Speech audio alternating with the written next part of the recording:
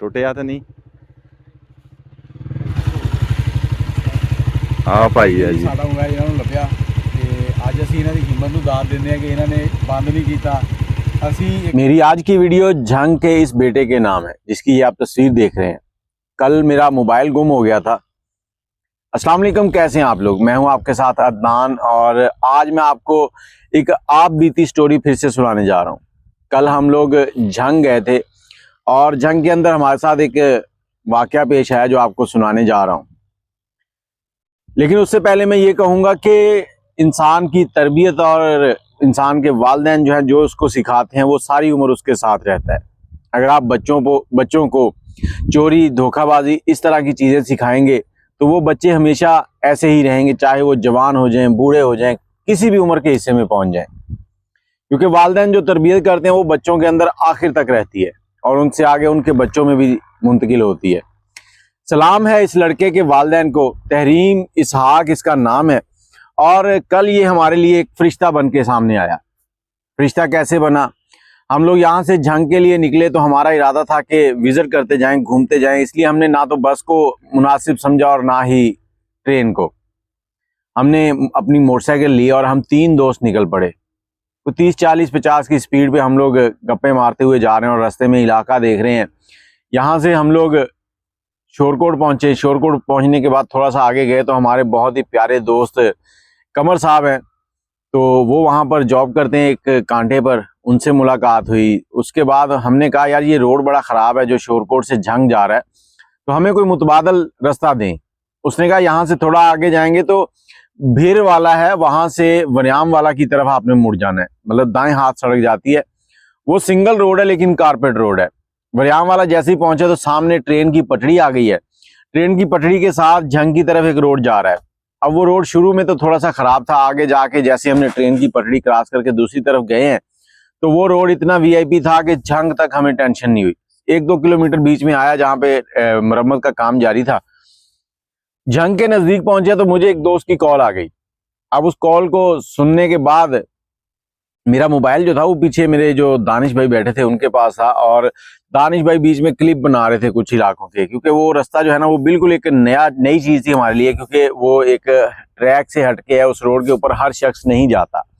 1-2 जगह पर ऐसी ज़ियारतें भी मुझे नजर आई हैं जो कि अगले व्लॉग के अंदर हम लोग करेंगे, क्योंकि इस बार हमने सिर्फ और सिर्फ झंग जाना था और ये झंग का मेरा पहला चक्कर था।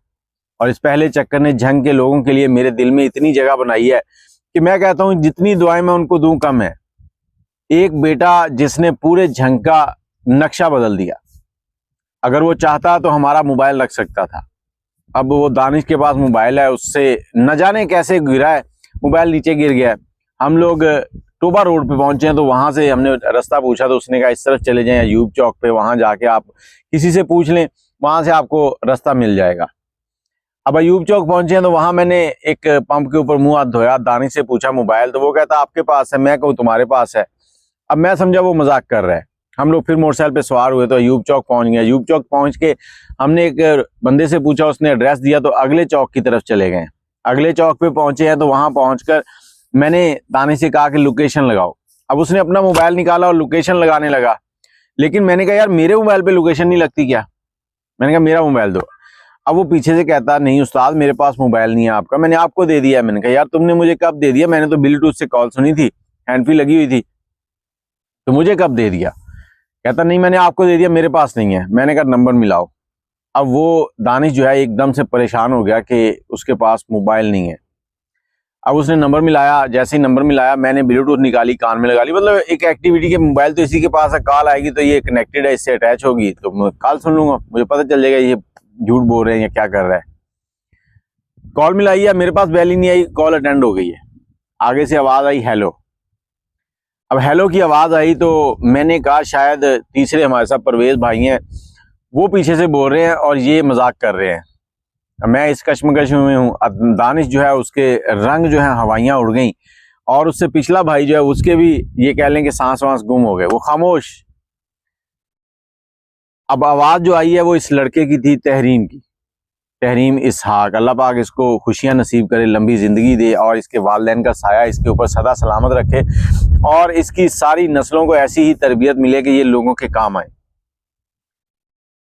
अब दानिश के पहले अल्फाज जो थे कि मोबाइल आपके पास कैसे है, वो भी आगे से परेशान हो गया कि यार ये कोई वकूआ ना बन गया हो, कोई मतलब मोबाइल जब आपको मिलता है ना कहीं से, हो कई बार ऐसे होता है कि उससे कोई वारदात हुई होती है, लोग फेंक कर चले जाते हैं। अब वो न जाने वो लड़का डर गया या क्या हुआ, उसने कहा जी आपका मोबाइल जो है ना वो मेरे पास है, मेरा फलां जगह पे घर है, आप उधर आ जाएं। अब हम वहां पे अनजान थे, हमने कहा यार आप इधर आ जाओ। उसने कहा नहीं ये एड्रेस है और इस एड्रेस पे आप पहुंच जाए, मेरा उधर घर है, आप किसी से पूछ लें कि फलां शख्स जो है ना वो कौन सा घर है। रसूल वाली के इलाके में ये रहते हैं, जंग के अंदर। जब हम वापसी एड्रेस पर पहुंचे हैं तो मोहल्ले से पूछा, वो मोहल्ले के अंदर 5-7 लड़के चौक में खड़े। अब हम सबको देख रहे हैं, वो सब हमें देख रहे हैं कि चक्कर क्या है।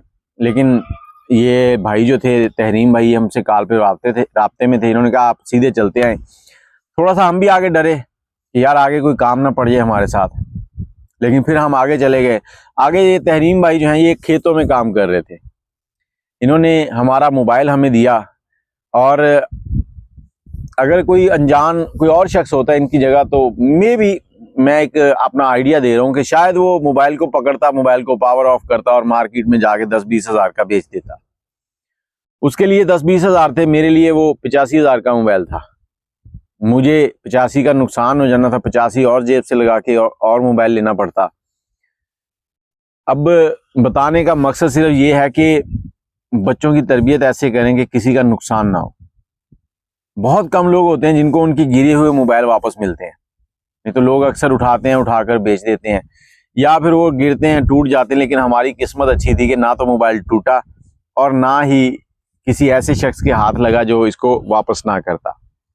तहरीम भाई जो है इनका ताल्लुक अराई बरादरी से है और माशाल्लाह बहुत ही अच्छे इखलाक के मालिक हैं।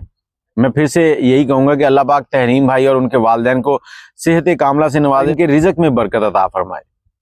बाकी तहरीम भाई के लिए कोई एक जुमला आप कमेंट में ज़रूर लिखिएगा, और अगर आप उनको जानते हैं तो ये वीडियो उनको ज़रूर दिखाइएगा। अल्लाह हाफिज़।